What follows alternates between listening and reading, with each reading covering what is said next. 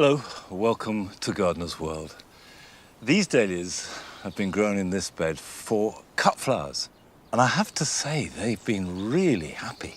What they love is open space, light, lots of nutrition, and then they grow really well. Now, I'm not a dahlia specialist. I just enjoy growing them as part of the mix of the garden.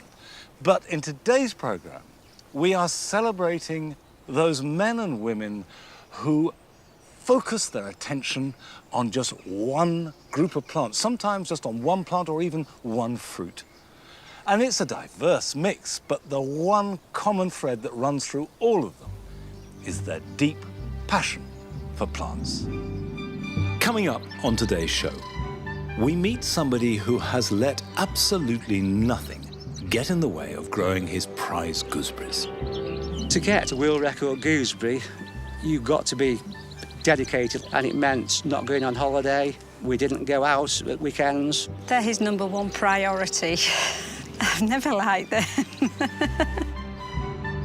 And we visit an enthusiastic gardener who has transformed his Clapham garden into a Caribbean paradise. Almost every garden centre has what I call half off, half dead. Check the roots. If the roots are there, you'd be amazed what can be revived.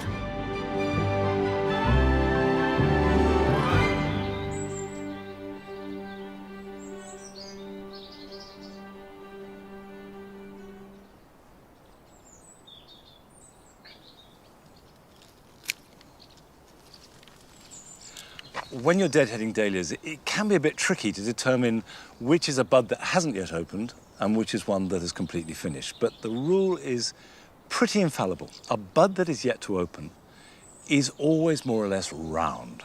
If you hold it, it's really compact. But a flower that is spent and finished always are pointed and basically conical. And if you squeeze them, they're much softer than a bud.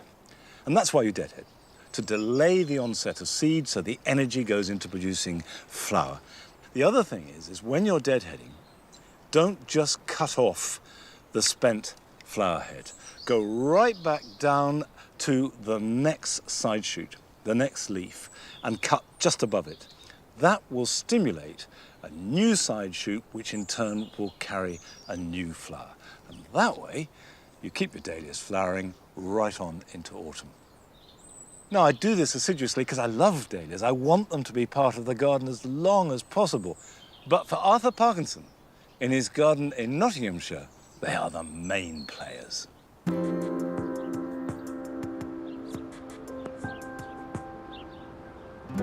I love pots because I don't have a choice, really. I wish there was a choice, but the lovely thing about a pot is you automatically have height. So that means a sunflower or dahlia is going to reach 10 foot. So you're very quickly growing a jungle which can properly engulf you. I'm Arthur Parkinson. I'm a florist and a writer, and I garden at home.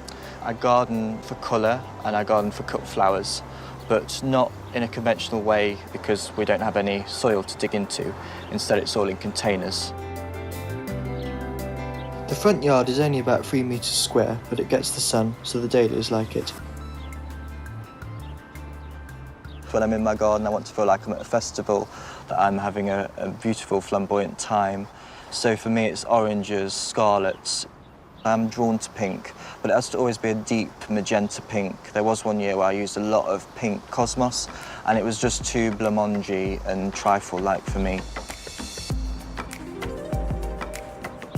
I spent some time training as a gardener. I spent around a year at Kew, which was an incredible year being immersed in palm fronds and bananas and that sort of other level of exotic planting.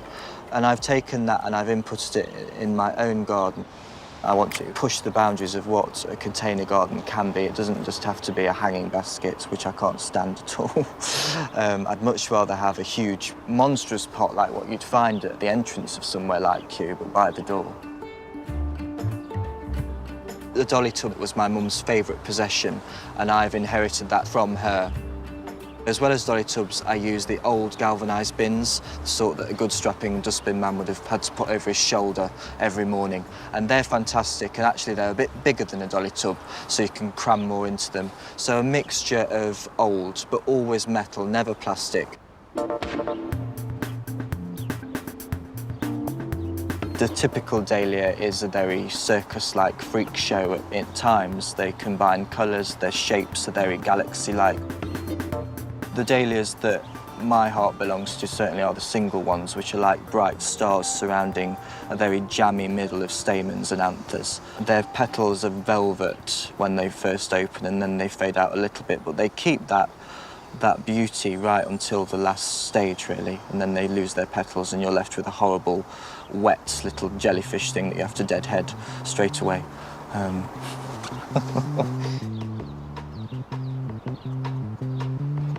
Chickens were my first love. They're something that my brain had in it as soon as I had a mind of my own, and I find them hugely comforting. I treat them like they're dogs, really.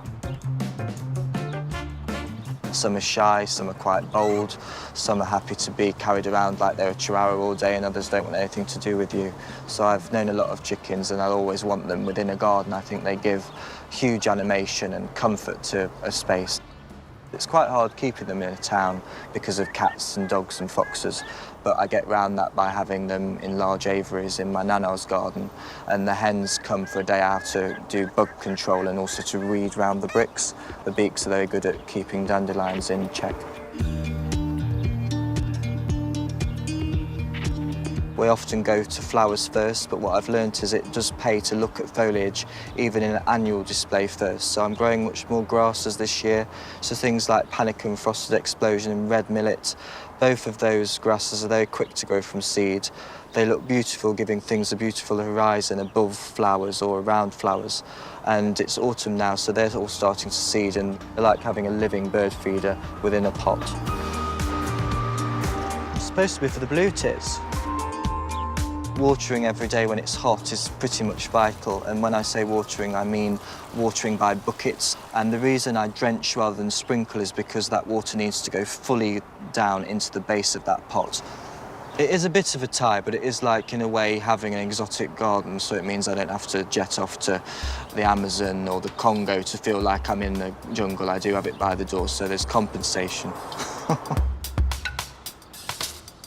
I do love to see a variety of pollinating insects in the garden, and this year that's one of the reasons I've chosen single dahlias as the staple flower. When we've had the warmer nights, I've been going out into the garden at about 9 o'clock. Often I do that to go on slug patrol, but as well as finding slugs, I've been finding sleeping bees who actually use the dahlias as a little bee hotel. So it's been wonderful finding a whole plant with a baby bee in it, asleep. And of course that bee can then wake up in the morning and have its breakfast straight away. The garden gets all the money that I have, without a doubt. I don't think anything wrong of spending £100 or so on tulip bulbs every year if it gives you that pleasure. So that means there's no designer wardrobe, but it does mean I have a designer tulip collection in the spring, and I know which I'd rather have. You forget yourself when you're in an exuberant garden, and it consumes you. It consumes you mentally, it consumes your time. It's about having a living thing that needs you, that is dependent on you, and that you have built, that you have put all your imagination into, and love and creation. And it just gives back time and time again, especially when you add cut flowers into the equation, because that means the garden can be taken into your home with you. It becomes a daily aspect of your interior as well as your exterior.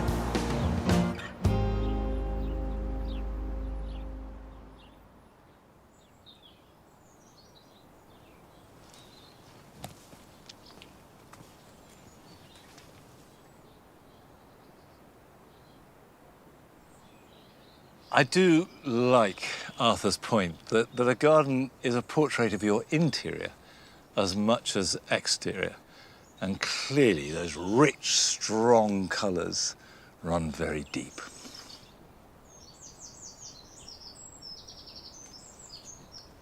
Come on, Patty.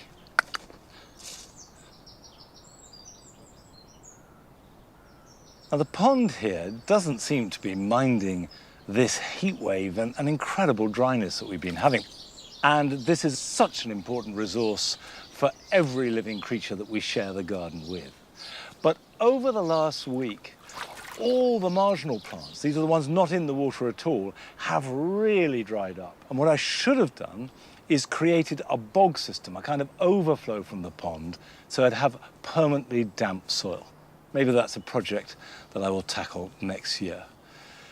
But for our next visit, there was no problem whatsoever in finding damp, boggy areas of the garden to plant in. I think I like moisture-loving plants because they're different to the plants that love dry and arid conditions. And I think plants are really, very clever. My name is Liz Webster and I've been running my nursery here in Fish Lake since 2010. My previous career was in the health service. I was a practice manager in general practice, which involved a lot of sitting behind a desk and dressing up in smart clothes. Since I've been running the nursery, I have wet hair frequently, dirty clothes, and I don't sit behind a desk very often. So much improved from my point of view. When we moved here, we discovered, because we're quite remote and rural, that we had no mains drainage. So our effluent system passes through 3 separate tanks and ends up in an area of the garden, which we discovered was rather wet when we got here. There's a tank in that corner, so by the time the effluent reaches there, everything's solid, settled out. And so you've basically got the clean water coming out into this area. So it is literally a bog garden. So rather than just leaving it and wondering what to do with it, this was the beginning of a sort of interest in bog garden plants, because we then started investigating the sort of plants that would be suitable to plant in these conditions. So it's turned into quite a success as that. I love this plant. This is Gunnera manicata. It's quite typical of a bog garden plant. This one's a little bit small at the moment, but it's a bit early in the season. By the end of June, the leaves will be enormous and it'll be reaching up to this tree. And it's almost prehistoric when you look at the detail of it. You can see the new leaves that are emerging down here. Quite spiky, actually. It is hardy down to about -10, but you can use the old leaves to cover the crown in winter and give it that little bit of protection.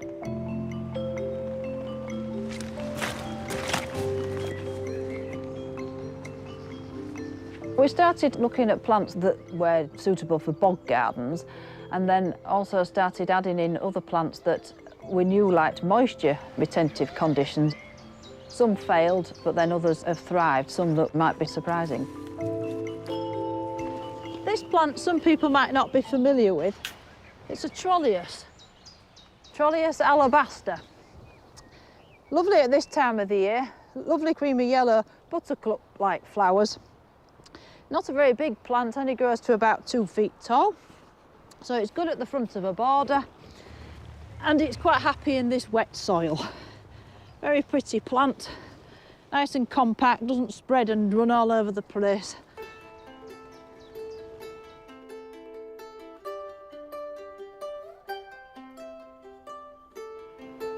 People think that grasses are only really for hot, sunny, dry places, but in actual fact this is a sedge rather than a grass, and it much prefers a lot of moisture at its roots. They're a fantastic colour, and if you keep them in a shaded position, they'll keep this lovely, fresh, bright green foliage. And then you also get the bonus at this time of year, these little tiny feathery flowers. They're an absolute lovely, lovely little plant, are those.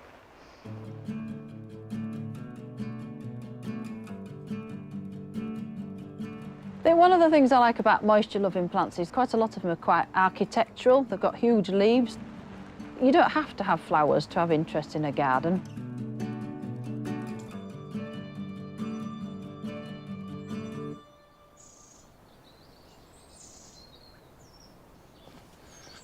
Good girl.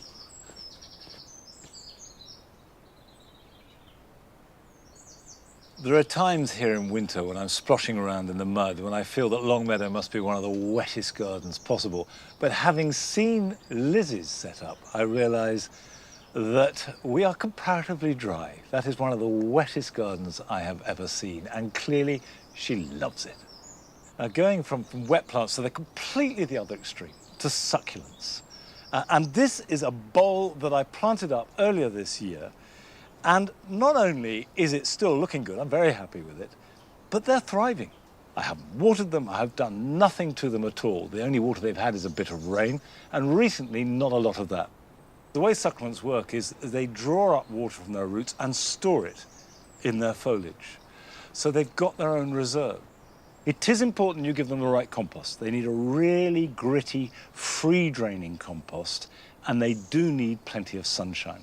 But if you can give them that, certainly any rain we get is more than enough for them. So of a plant that you can grow on windowsills and balconies, I suspect there are none that are less demanding. We now visit Terry Smale, who has developed a passion for one particular group of succulent plants. And to my mind, these are amongst the strangest living things that you will find on this planet.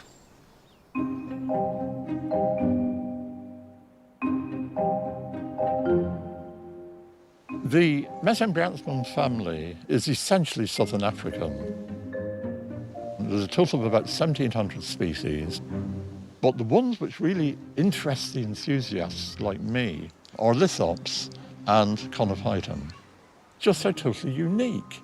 They're weird plants, there's nothing else quite like them, and they're actually beautifully adapted to the environments in which they grow.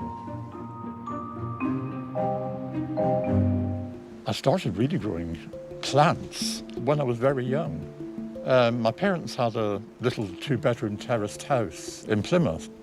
My father made his own little greenhouse in this tiny back garden, but as a child I was allowed to sow things in there. But I do have a memory about my father taking me to a cactus and succulent show at the local Quaker meeting house. And I do actually remember seeing lithops. It was the first time that I've ever seen anything like lithops. It really went on from there. The name lithops comes from the Greek lithos, which means stone. And because they have this stone-like appearance, the common name that's normally used for them is living stones. Most of it is below ground, and very often all you've got above ground is the flat top surface.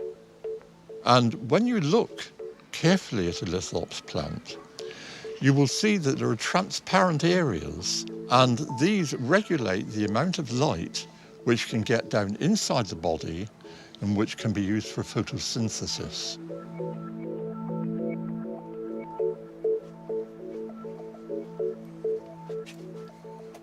The best time to repot any succulent plants is early in their growing season. So for lithops, May, June, maybe July is the ideal time. The potting mix that I use for all of my mesembryanthemums is equal parts of John Innes number 3 and this very coarse granite grit, which is round about 4 millimetres particle size. And we can just sort of mix that up. And then that is my standard mix, which is very well drained.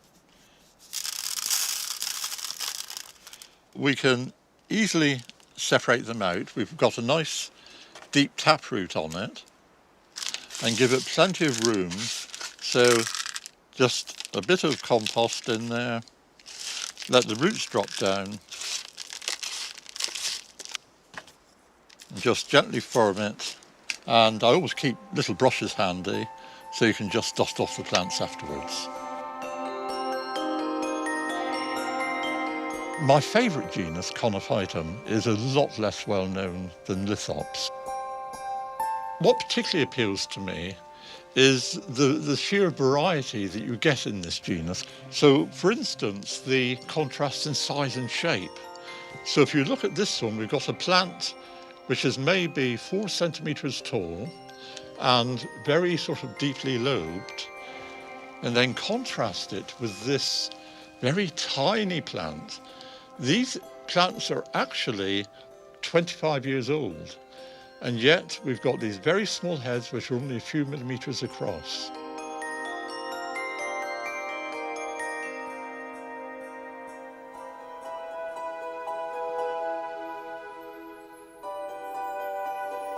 To get seed from lithops or conophytums, you need 2 different clones, which are not genetically identical. The stamens and stigma are hidden right down in a narrow flower tube. So you need something that's very thin to transfer the pollen from one to another. The way I do it is to use one of my own hairs that I can pull out with the sticky follicle end still intact. And that can be inserted into the flower tube to pick up the pollen, which can then be transferred. And in doing this, I'm effectively mimicking the small insects, small bees, etc., which would do this in the wild. After you've pollinated lithops or conophytum plants, the seed pods develop over the winter, but by the time they get to the next summer, they dry up to form these woody capsules. When it rains, the seed pods open up and the seeds are released.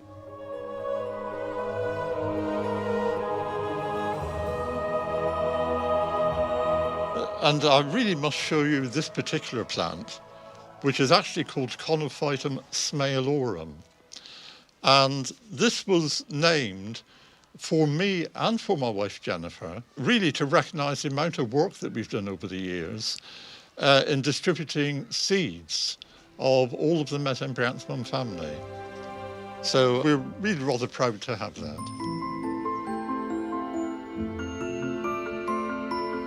My passion for these plants is, it started 50 years ago. I will have these plants, and particularly the conophytums, with me till the end of my life. I'm absolutely sure of that.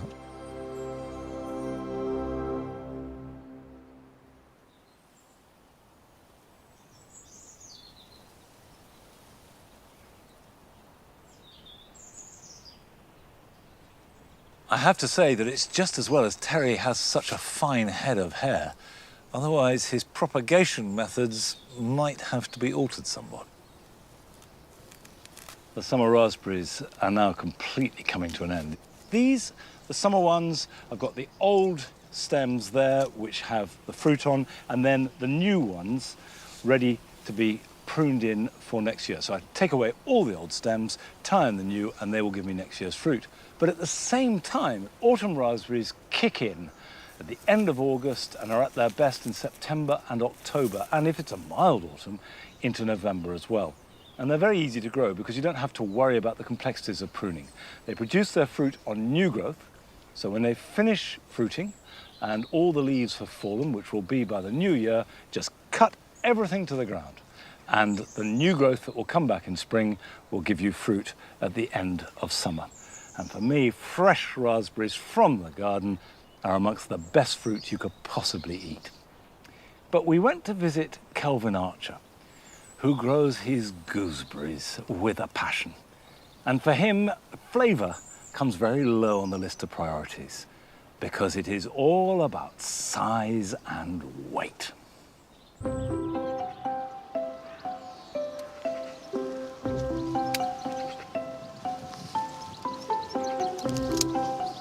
I got into gardening as a young boy through my dad, really, because my dad was a farm worker and he was keen on growing vegetables in our country garden. We used to water and help him sow the seeds and pick the vegetables, and then we used to take them to local shows and show the vegetables. So I got into it from an early age, really. Right, OK, Dad, if we roll this net back. My real passion in gardening is growing gooseberries. The reason I started growing gooseberries was because it was a village tradition and all the local villagers showed their gooseberries once a year at the annual gooseberry show, and I just thought it was fascinating, so I tagged along and did the same thing. I'll pick all these off this side first and then I'll come round that side in a minute. Just have a look at that one, Dad. There's nothing wrong with that one. No, it's not burst or anything, is it? No, it's all right. All right. Grow gooseberries simply to try and get the heaviest gooseberry in the world. My biggest achievement was to achieve the world record, which I got in 2013, and it was compared with a large hen's egg. I've got a rough idea in your head that that gooseberry is bigger than anything that you've ever grown before, but until that goes on the scales, you've no idea if it's going to beat that world record.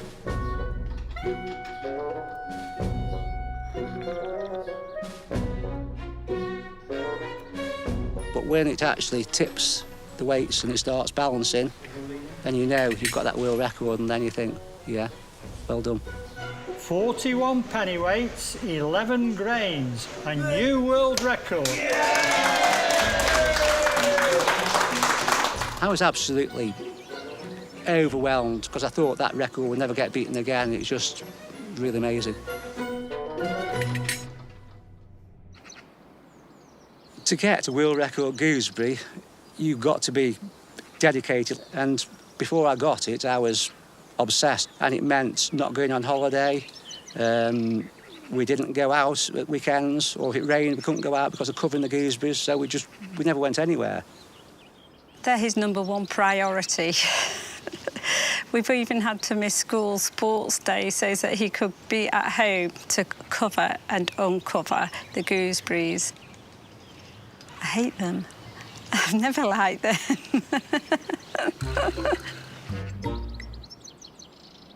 There you go. Yeah, that's all right. Nice, aren't they? Just feel how right that is, though. Just feel how soft it is. See how... Very. So tomorrow will be show day, so we all harvest them all tonight, which is called the Getter's Night. And the getter is someone who's selected from your show to come and watch you pick your gooseberries, and then you've got to go and watch him pick his gooseberries, so they're called getters. And what the getter does, he has to make sure that you pick that gooseberry off that tree, and you're not picking one up off the floor, which you could have had from anywhere else. Which you think is going to be the heaviest one? Not long. Oh, you're right, Dad. Right, Dad, so we'll put this one in first. And then your getter then watches you put the gooseberries in the box. He then seals it with sealing wax and string. And then I go round to my dad's and we'll do the same with his gooseberries. My getter is my dad, but there's no cheating involved there because we're both the fiercest rivals, and some year I'll come first and my dad will come last, so people know there's no cheating involved in that.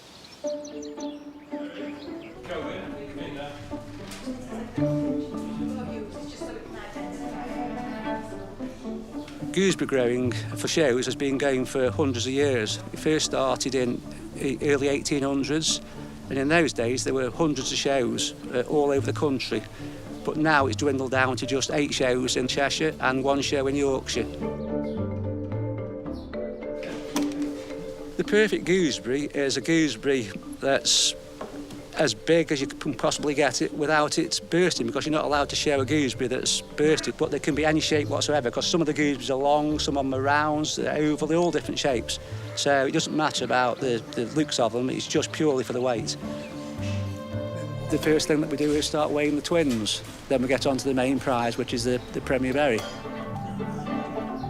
The person that won the show last year had to send his gooseberry onto the scales first, and then it's up for everybody else then to see if they can beat him. And whoever knocks him off, then they're up there to be fired at again by somebody else. And we just keep going through until we find out who's this year's champion.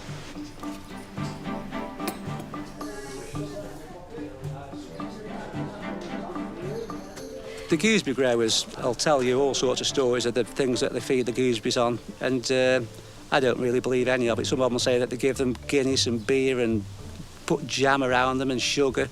I've never tried anything like that. Oh, no, I wouldn't be secret over something like this.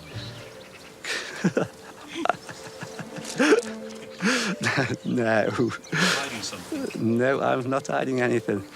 So when the boxes were open today, I could see that last year's champion, John Porter's berry came out of the box, which looked a really good berry. I get excited, but more nervous than excited. It's like a nervous tension. Kelvin's on. You're always apprehensive in case somebody has got one, you know, a lot bigger than yours. Everybody says they've got no gooseberries, and all of a sudden you see a great big massive whopping gooseberry across there. Winner, Kelvin Archer, 29 pennyweights dead.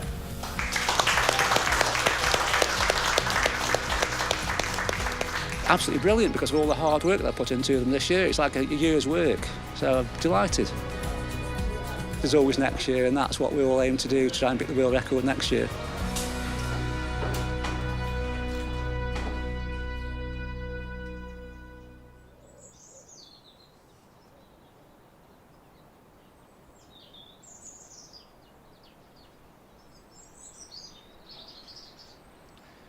I could watch that film every day and I'd still love it.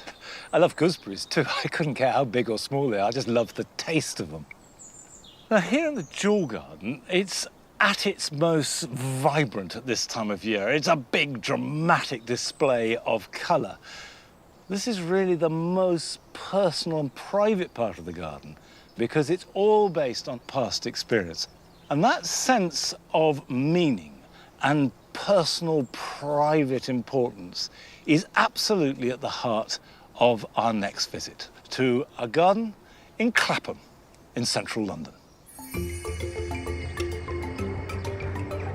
I'm Wayne Mill, and although we're in the centre of London, with city noises all around us, I find I can completely lose myself in this garden.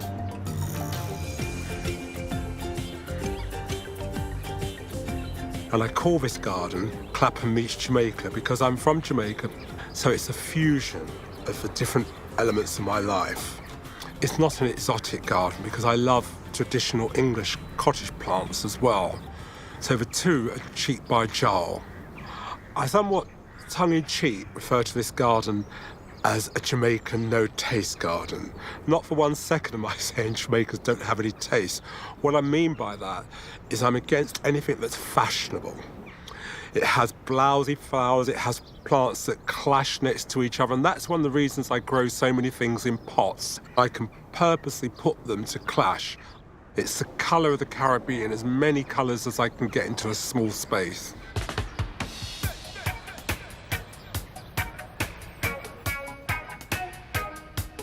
I call this my theatre of plants.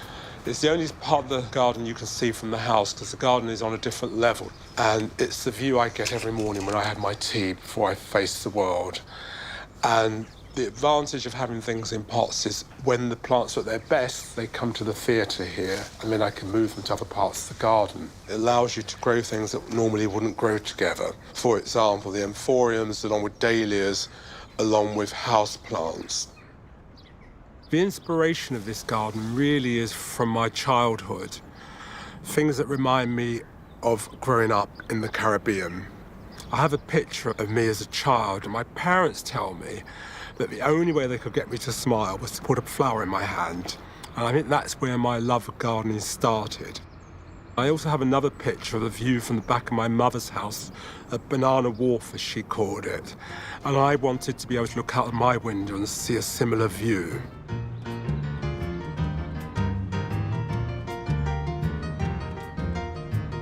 This is another section of the garden that I've created in the tradition of a veranda. And verandas in Caribbean cultures are very important. They're the place where you sit at the end of the day and have a gin and tonic or a rum punch and you gossip. My mother used to call it chat people's business, and it's where people like to be seen. So if you have the vicar coming for tea, that's the ultimate. You've made it. And it's surrounded by the different bananas, the tree ferns, the gunneras, the hostas. I haven't tried to replicate a Caribbean garden because it'd be impossible. So what I go for is what I call fakery. I grow anything with big leaves that they looks like it could come from the Caribbean. When I started this garden, there was absolutely no budget. So it's really to reuse as much as possible. I knew I wanted containers, so I started to look in skips as I'm out and about, and I was astonished to find people put plants in there as well. I found a tree fern, which are very expensive, just abandoned, and I brought it back to life, and it takes pride of place on the steps. This section is where the garden really opens up. And I love the different heights and the fact that there's trees. You have so much privacy for London. There's not much depth in terms of the soil towards the back of the garden. It means that things won't get too big. But I do think it's important, even in a small garden, to have different heights. I don't see the fact that this garden is north-facing as a problem, it's a challenge. Yes, there's areas where it's very shady, doesn't get much sun, but I totally disregard any of the guide to the rule books. If it says it needs sun, I'll still give it a try, but my cut-off point is 4 years. If after 4 years it's not doing something I like, then I do give it away, but I never throw a plant away. My top tip in terms of doing a garden on a budget is almost every garden centre superstore has what I call half off, half dead. Check the roots. If the roots are there, you'd be amazed what can be revived. And they're the plants I often go for, partly because I can't bear waste. What I'm doing here is demonstrating how to rescue a plant that perhaps has been forgotten because I have so many pots, or you've been on holiday and the person you entrusted has let you down. I dunk the plant into a bucket of water and really push it in, and the bubbles you can hear means that it's the air's escaping. And I leave it there until the bubbles have stopped. And then once the bubbles stop, then you know it's had a good drink. And this really helps with the plant's recovery. And it's simply a case of taking it out and keeping an eye on it and giving it lots of love. I'm not one of those people who are obsessed with tidying their garden, particularly as the season goes on and you get into autumn and winter. I leave plants. Not only is it good for wildlife, quite often, particularly with annuals, because in a city you have microclimates, that some annuals will come back. You think, wow, it's flowering again. Like all gardeners, I wage war against slugs and snails, and I sort of see it as you win some battles, but you use as much armour as you can. So the first thing I would do to protect the plants from slugs and snails is petroleum jelly, which if they're in a pot, I rub it around the edge of the rim of the pot. Then the next thing I would do is to use coffee granules, which I get from my local coffee shop, because the coffee granules, apparently the slugs and the snails don't like the texture of them. And then the final thing I do is I spray it with garlic spray. It's really important to spray underneath the plants because that's where slugs and snails come. And hopefully we should win at least one battle. To be resumed.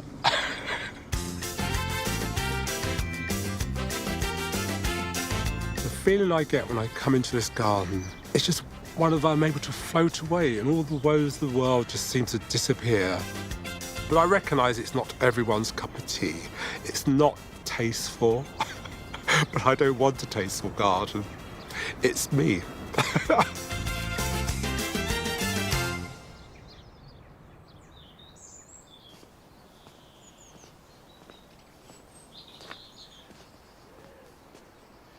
I really enjoyed Waden's garden because it is quirky and individual.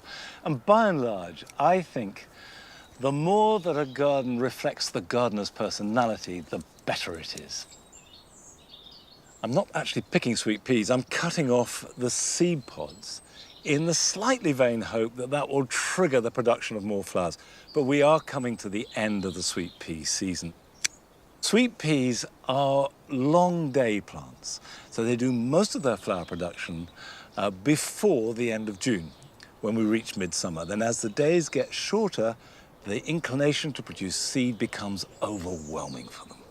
And particularly after a hot, dry spell like we've had, that is definitely going to do it. Sweet peas do best in relatively cool, relatively moist conditions. They have a charm that is completely captivating. And of course, the fragrance is one of the very best of all. But we joined Tom Atherton as he was preparing for the Malvern show at the other end of the sweet pea season in spring. And I think it's fair to say that Tom's relationship with sweet peas is somewhat complicated.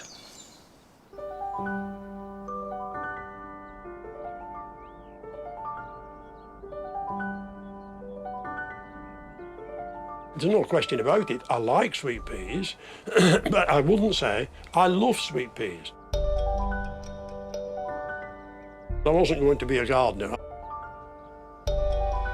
My father rented a large allotment from the local farm, and By that time I was 7 years old, the eldest of 3 children, and big enough to move a barrow and big enough to handle garden tools. So it was my job to assist in this. And I can't truthfully say I liked it because my mates in the street didn't have the same privileges as having an allotment, and therefore they got more time to play. So I swore I would never have a garden.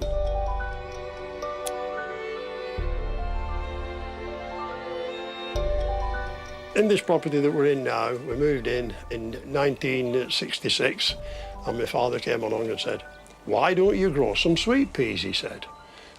This was the fatal words, of course. He said, "I'll sow you some seeds." He said, "You prepare that trench." Anyway, they started to flower. Well, I was cutting probably 10,000 flowers a week, but I wasn't going to be a gardener. I was never going to be a gardener. I would suffer this, but that would be it, you see. I thought next year I could enter a flower show. In the middle of town, a banner appeared. The local show rules said you could enter up to 9 o'clock on the morning of the show. There was only 3 entries in the class, so because there were only 3 entries, I could get a prize, because you never know, some of the others might even get disqualified, and I could see they were better than mine. Anyway, the prizes had been awarded, first, second, and mine. Not even a third prize out of 3. And I looked in the mirror and I said, "Tom, if you're not good enough to get 3rd out of 3, you need to do something. Either forget it altogether or do something about it." So I went to the library and I borrowed a book on sweet peas. I became really hooked.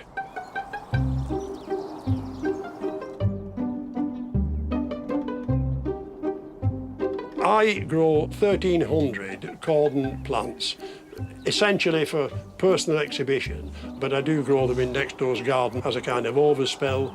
He just popped around one day and went, "You're not using the bottom of your garden, can I just borrow it?" I've got some in the local park planted by some of the local children.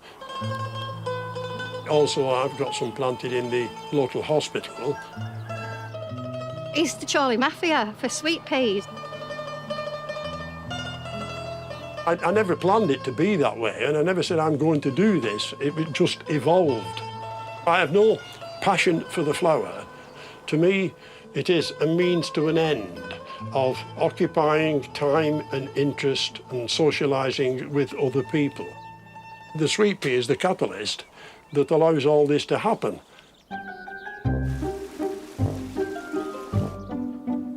I don't have anxieties about Malvern, just terror, because obviously it's not the sweet pea season. And to do something out of season is a lot of special preparation.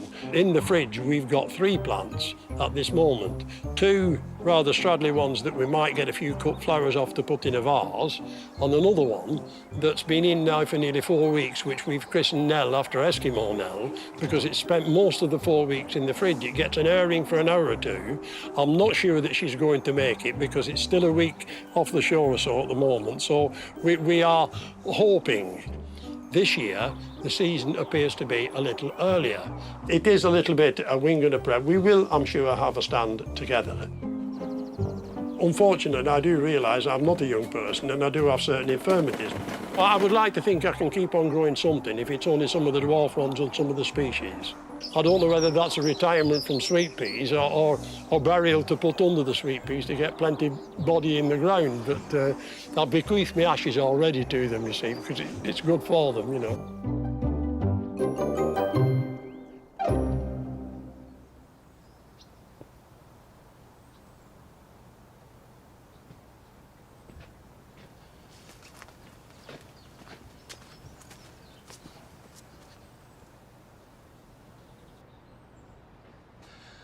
Well, Tom won a gold medal for his sweet peas at Malvern. And in honour of his 80th birthday, he's had a sweet pea named after him, and I'm sure we'll all grow it in our gardens and love it. And who knows, perhaps Tom himself might learn to love it as well. Now, when I visited Malvern Show back in 2014, I was captivated by the Streptocarpus. I'd never grown them before. In fact, I associated them with my granny and rather boring sort of houseplants. Houseplants weren't trendy back then, but there were these delicate plants looking gorgeous, so I bought some. And these are largely the same plants and ones that I've propagated from them. But I had quite a lot of trouble in making them happy. Initially, they were fine, but it was either too bright, too hot, too wet, too dry. So in the end, I got them all and I stuffed them in the corner here over one winter, and I thought, fine, you're out the way, you can just look after yourselves. I'm done with you. I've given you my all. And they responded by growing magnificently. This is absolutely where they're happy. It's quite shady, but there's lots of light around. I don't water them very much, but they get the water dripping down from plants on the staging, and I do miss them, particularly in winter.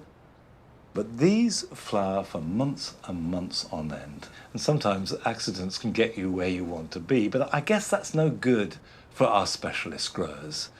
They put in an enormous amount of time and effort to master their subject. And this expertise, in the case of Sally Williams in Derbyshire, has been directed towards her passionate love for peperomia.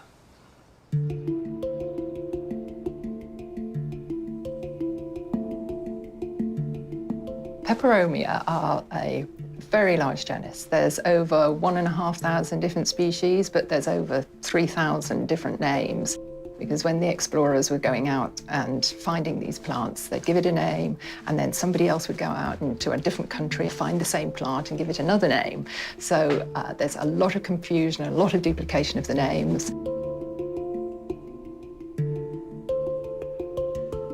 Peperomia have adapted to grow in some very different conditions. Because of that, they've developed very different leaf shapes and sizes and colours in order to cope with different conditions that they're growing in.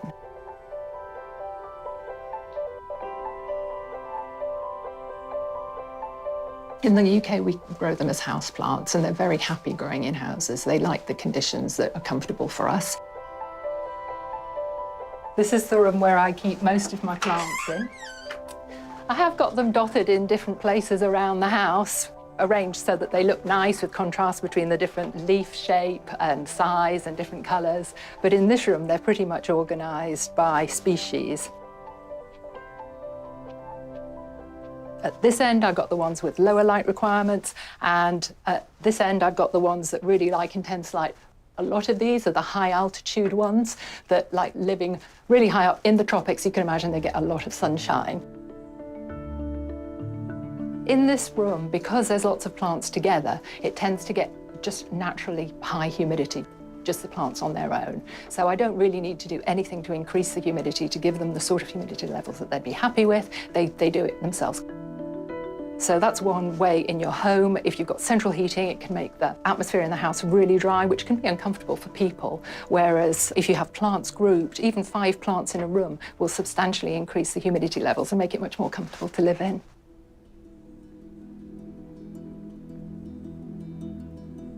I bought my first peperomia as a child. I was about 12 years old, and the shape and size of the plant and its leaves really appealed to me. The one that I first bought was this type. It was a Peperomia caperata. I really liked the crinkly leaves and the long rat tail inflorescences. I thought that was quite quirky.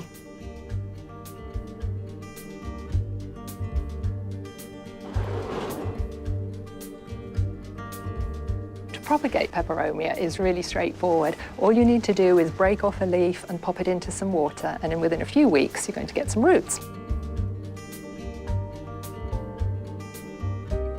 But my latest method that I like is I actually use just old hummus pots, and I pop the leaves in there. And this one was put in less than a month ago, and I've already got a lovely little plant growing which has got its roots and it's got its leaves, and that can go straight into potting medium. So that's how you propagate your peperomia once you've got them. But to start off, if you go to a garden centre and you find a peperomia, I think it's really important to, one of the first things you do is tip it out and have a look at the growing medium that it's in. Because very often they're planted just in pure compost. And that'll be all right for the first few weeks of its life, but very quickly the compost gets compacted and the roots don't have the aeration, they can't breathe like they need to do. So this one's not so bad. There is some perlite in there, but I immediately, as soon as I get a new plant, I pot it onto my own potting compost mix. And to do that, I use 2 parts of a peat-free compost, 1 part of perlite, and a part of orchid bark. generally that will keep all peperomia pretty happy.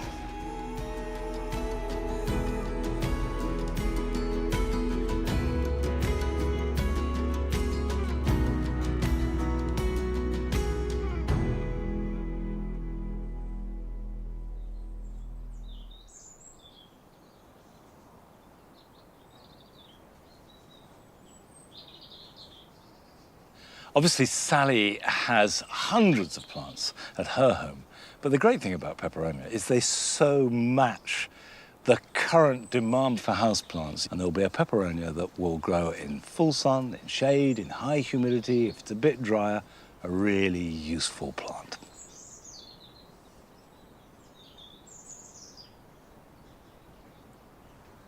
These roses are starting to put on a really good second performance. They never stop flowering, but they have a little bit of a quiet period in July and early August.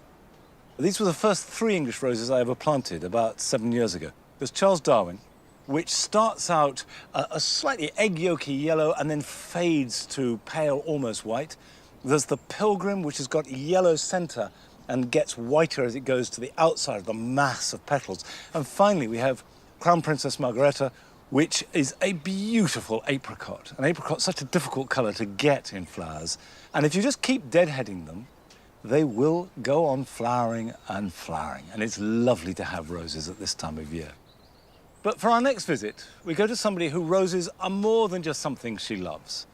And it's not so much as a botanical passion as something that is deeply embedded into her sense of health.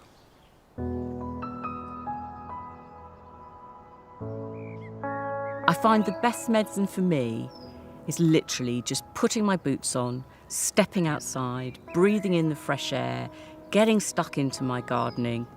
It really does soothe the soul.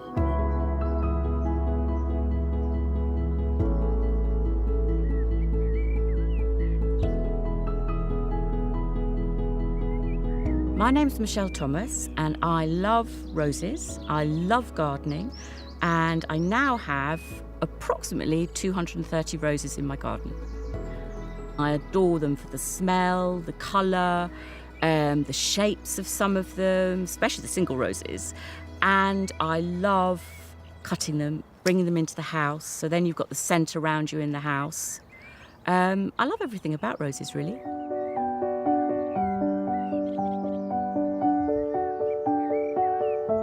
I first noticed I was struggling with mental health problems probably when I was round about an 11 and away at school.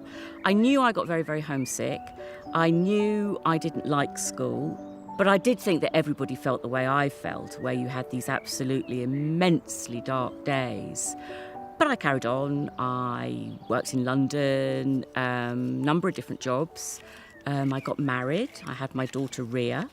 And then when Rhea was 2, I went on and had my son Miles. But sadly, when he was just a few weeks old, he died. That obviously knocked me for 6. But I carried on. I ended up having my 3 sons, Tom, Ollie and Barney.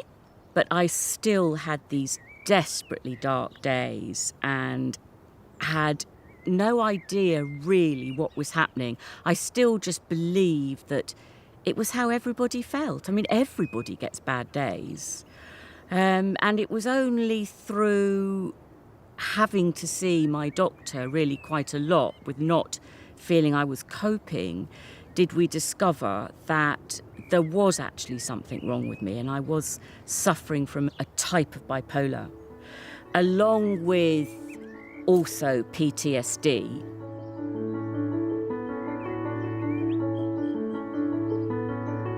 About 27 years ago, my daughter bought me a tiny little rose. But this rose was in a little plastic pot and I kept it in the kitchen. I didn't know back then that you needed to plant roses out in the garden. I kept it inside, its leaves fell off, it looked seriously ill. So then I did eventually bring it outside. I had no borders, nothing, just an expanse of lawn. So I dug a hole and plonked it in. 27 years later, it's still here. We've had our moments when it hasn't looked too great, but I've learnt to prune them, feed them, and it's actually now doing very well.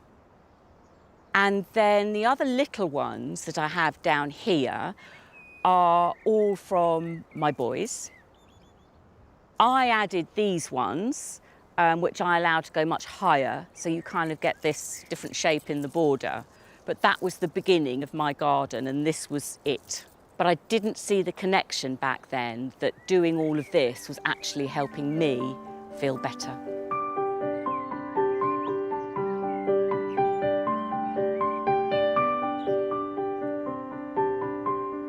This is one of my favourite spots in the garden. I absolutely love sitting here, especially in the evenings when the sun's going down, but it throws this light out on the flowers in front of me, and the smell is absolutely beautiful. It is so peaceful as it starts to turn dark. It really is a lovely spot to sit. I think my roses have probably done so well because I do care for them. I do my very best to look after them, and in a sense, that makes me feel they must care about me too. 2 years ago, when all my children had left home, I decided I really wanted to do something with the garden, and that's when I discovered the NGS, National Garden Scheme. So I now open to the public. And I think through doing that, it makes me have to garden all the time. You know, you want it looking nice. When I'm mentally not feeling good, I still have to go outside to garden. So in a way, it's almost been the cure.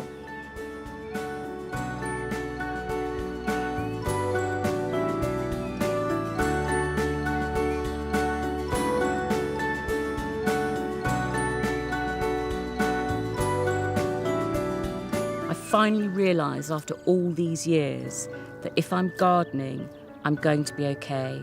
I feel safe, happy, and it works.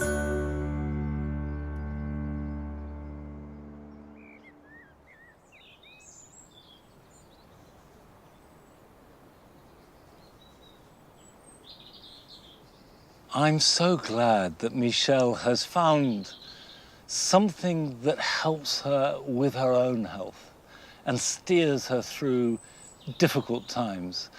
And actually in that process, you can see has developed a real love and feeling and knowledge, an emotional knowledge for roses. Well, I hope you've enjoyed today's celebration of all the wonderful plants, men and women who have thrown so much passion and knowledge and energy into pursuing their love of particular plants. And we all benefit from that. All our gardens can feed off that knowledge and learning and make ourselves and our gardens just that little bit better. I'm going to be away next week, so you'll be with Adam in his garden, but I'll be back here at Longmeadow in a couple of weeks' time. So until then, bye-bye.